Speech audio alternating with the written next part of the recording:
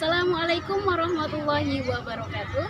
Alhamdulillahirabbil alamin. Assalatu wassalamu ala asyrofil anbiya'i wal mursalin wa ala alihi wa ashabihi ajma'in, amma ba'd. Qala Allah ta'ala fi kitabihil karim wa atiullaha war rasul la'allakum turhamun. Sahabat fillah yang dirahmati Allah Subhanahu wa taala, perkenalkan saya Novita Loka, mahasiswa Magister Pendidikan Islam anak usia dini UIN Sunan Kalijaga, Yogyakarta. Baiklah sahabat fillah, seperti yang kita lihat semua di belakang ini merupakan salah satu masjid ikonik yang berada di Kabupaten Ogan Ilir. Jadi buat sahabat fillah yang mungkin belum pernah datang ke Kabupaten Ogan Ilir, jangan lupa untuk mampir ke Masjid Bayumi Wahab, Kabupaten Ogan Ilir, Sumatera Selatan.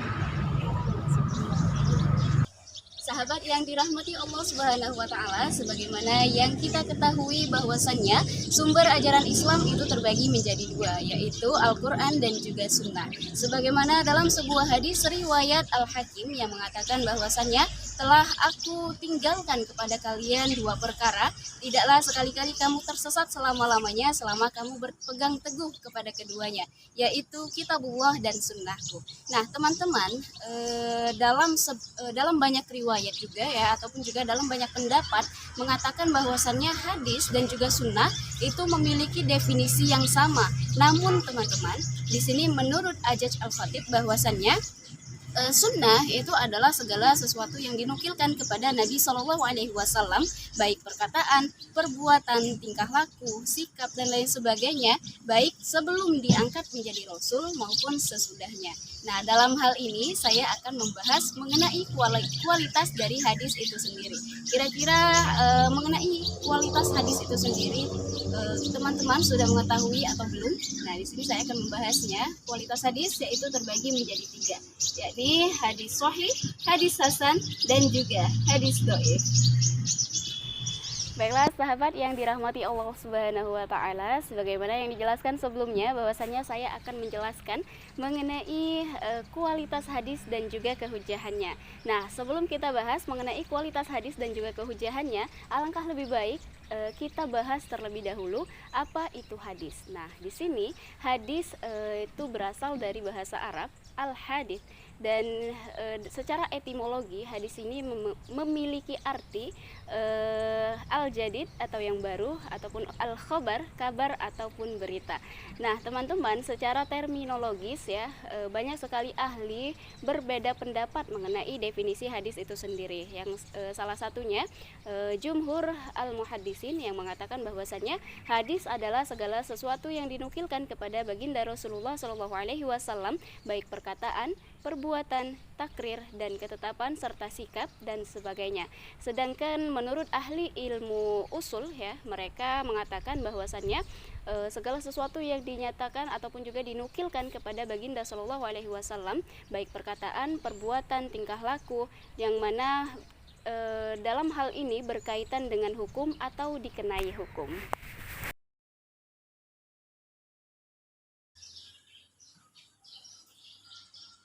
Baiklah sahabat yang dirahmati oleh Allah Subhanahu wa taala, sebagaimana tadi sudah saya jelaskan mengenai definisi hadis ya.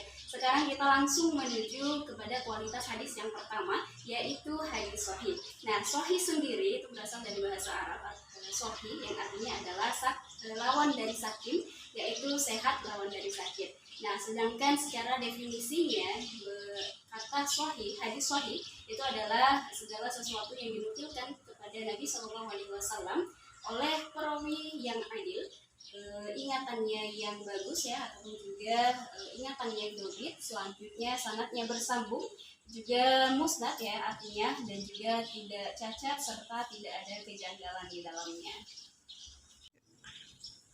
Baiklah sahabat fillah, kalau tadi sudah kita ketahui mengenai definisi dari hadis sahih dan juga syarat-syarat ya dalam hadis sahih itu sendiri, dan dimana saya akan bahas satu persatu mengenai syarat itu sendiri ya. Yang pertama adalah keadilan rawi. Jadi memang perawi dari hadis sahih ini ya harus memiliki sifat ataupun juga sikap keadilan. Nah, banyak sekali pendapat ya mengenai keadilan rawi ini sendiri. Salah satunya menurut Ar-Razi, juga ada Ibnu Sam'ani ya, juga ada banyak sekali pendapat-pendapat lain. Nah, dalam hal ini saya simpulkan bahwasannya memang seorang perawi hadis sahih itu harus memiliki sifat ataupun juga sikap yang adil. Dalam hal ini memang perawi itu harus terjauh ya dari hal-hal ataupun juga perbuatan yang akan mendatangkan mudarat ataupun juga perbuatan-perbuatan yang mubah. Nah, sehingga beliau ya ataupun juga perawi tersebut memang dikatakan adil dalam meriwayatkan sebuah hadis. Selain itu juga tentu seorang perawi hadis sahih harus beragama Islam. Jadi beliau ataupun juga perawi-perawi tersebut harus muslim, seorang muslim juga mukallaf ya, dan terhindar dari sebab-sebab ataupun juga terhindar dari perbuatan-perbuatan yang mubah tadi. Baiklah teman-teman, baiklah sahabat Villa, kalau tadi sudah kita ketahui ya syarat pertama dari hadis sahih ya, yaitu mengenai keadilan rawi. Nah, selanjutnya syarat hadis sahih yang kedua itu adalah kedobitan rawi. Jadi memang seorang periwayat hadis sahih ya itu harus memiliki ingatan yang kuat.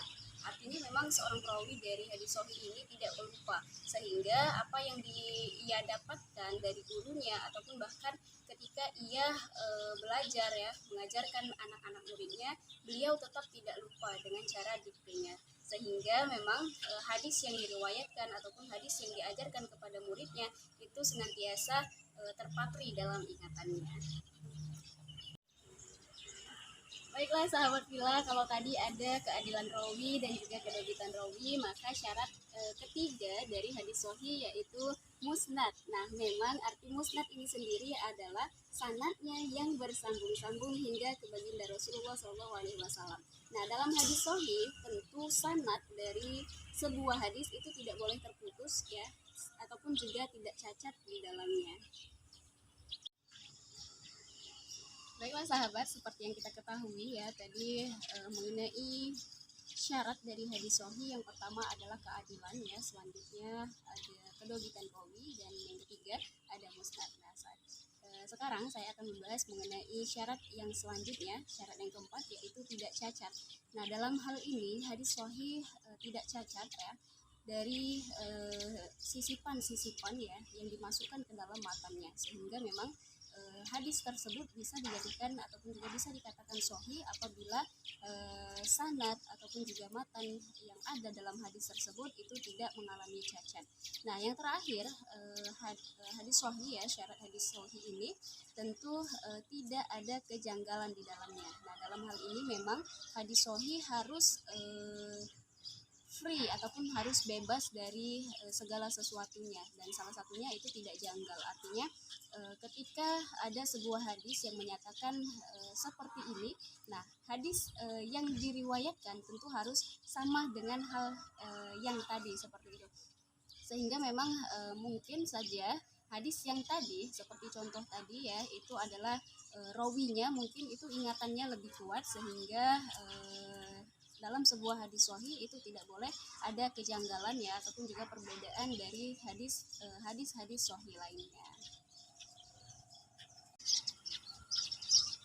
Baiklah sahabat yang dirahmati Allah, sebagaimana yang kita ketahui tadi mengenai syarat-syarat dari hadis sahih ya, itu ada 5. Yang pertama keadilan rawi, selanjutnya kedobitan rawi, yang ketiga ada musnad, yang keempat tidak cacat, dan yang terakhir itu tidak janggal. Nah teman-teman, dalam hadis sahih itu juga ada istilah-istilah di dalamnya. Nah, 2 contoh berikut adalah istilah hadis sahih. Yang pertama adalah hadza hadisun sahihun. Nah, yang artinya sendiri adalah hadis ini sahih. Artinya ketika kita membaca sebuah hadis dan menemukan hadza hadisun sahihun, artinya hadis tersebut berkualitas sahih ataupun juga benar adanya. Nah, selanjutnya ada juga hadza hadisun ghairu sahihun. Nah, ghairu sahihun itu artinya hadis ini tidak sahih. Artinya dalam hadis tersebut memang tidak memenuhi syarat-syarat dari hadis sahih yang seperti saya jelaskan sebelumnya. Baiklah sahabat yang dirahmati Allah Subhanahu wa taala, sebagaimana tadi ya sudah kita jelaskan mengenai hadis sahih ya. Sekarang kita menuju ke kualitas kualitas hadis yang kedua, yaitu hadis hasan. Nah, mengenai definisinya sendiri, ini banyak sekali pendapat ya mengenai hadis hasan itu sendiri. Dan salah satunya saya ambil dari menurut Ibnu Hajar, di mana menurutnya hadis hasan itu adalah khabar ahad yang dinukil oleh perawi yang adil, kurang sempurna ingatannya, sanadnya bersambung, tidak cacat, dan juga tidak ada kejanggalan.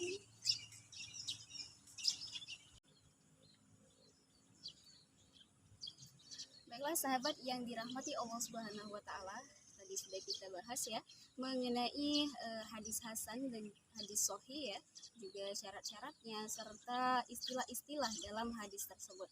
Nah, kita sebagai umat muslim tentunya mempunyai dua sumber ajaran Islam, yaitu Al-Qur'an dan juga hadis, di mana ketika kita ingin mengamalkan hadis tersebut, tentu kita harus mengetahui hadis mana saja yang boleh dijadikan hujah dan juga hadis mana saja yang tidak boleh untuk dijadikan hujah, sehingga ketika kita menerapkan isi ataupun juga ajaran dalam sebuah hadis tersebut, kita insya Allah akan mendapatkan banyak barokah di dalamnya. Dan dalam hal ini juga ketika kita belajar suatu ilmu ataupun juga pengetahuan mengenai keagamaan Islam tentunya, dan hal itu juga akan mendapatkan pahala yang luar biasa.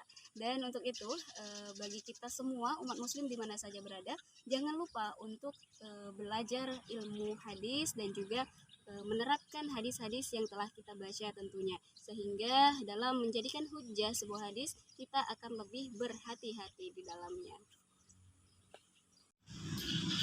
Baiklah sahabat, sudah kita ketahui mengenai kualitas hadis dan juga kehujahannya ya. Tentu dalam hal ini semoga bermanfaat apa yang saya sampaikan dan juga menjadikan kita menjadi insan ataupun juga pribadi yang lebih baik, hamba yang senantiasa taat kepada Allah dan juga Rasulullah SAW, sebagaimana dalam Quran surah Ali Imran ayat 132 yang berbunyi, Bismillahirrahmanirrahim, wa ati'ullaha wa rasul la'allakum turhamun. Dan taatlah kamu kepada Allah dan Rasul agar kamu diberi rahmat. Dan akhirnya tibalah kita di penutupnya ya. Saya Novita Loka, mahasiswa pendidikan Islam anak usia dini UIN Sunan Kalijaga Yogyakarta, mengucapkan terima kasih atas perhatiannya dan juga sudah meluangkan waktu untuk menonton video ini. Semoga bermanfaat. Bila hinastain, wassalamualaikum warahmatullahi wabarakatuh. Ilaika.